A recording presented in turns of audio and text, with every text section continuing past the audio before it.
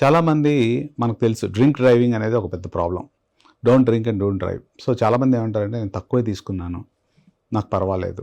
So ఇలాంటి సిచ్యువేషన్స్లో చాలా చాలా ఇంపార్టెంట్. ఎస్పెషల్లీ కొన్ని సెక్టార్స్, పైలట్ ఉందనుకోండి, వాళ్ళు ఎక్కువ టైము ఆల్కహాల్ తీసుకోకుండా ఉండాలి. ఎందుకంటే బాడీలో ఏమాత్రం కొద్దిగా దొరికినా వాళ్ళకి చెక్స్ ఉంటాయి, ర్యాండమ్ చెక్స్.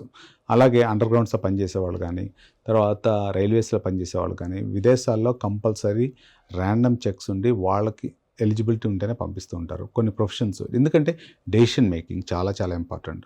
సో అదేవిధంగా ఇక్కడ మనకి డ్రైవింగ్ చెక్స్ ఉంటాయి ఆల్కహాల్ ఉన్నప్పుడు. దాన్ని తప్పించుకోవడానికి తాగేసి ఇట్లా చేసుకుని వస్తూ ఉంటారు.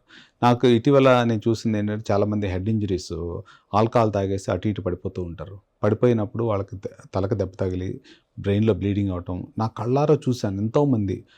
అది చూసి నాకు అయ్యో ఏం చేయాలి ఇప్పుడు రీసెంట్గా ఏం చేశారు, సిటీలో హెల్మెట్స్ అవసరం లేదని చెప్పారు.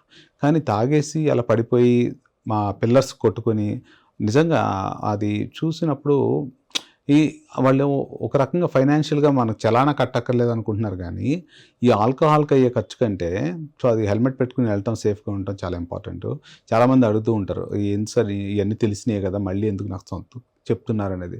అంటే ఒక ప్రాణం అనేది చాలా విలువైనది. దాన్ని ఎలా ప్రొటెక్ట్ చేసుకోవాలి, ఒక హెల్మెట్తోనా లేకపోతే తీసుకున్న ఆల్కహాల్తోనా?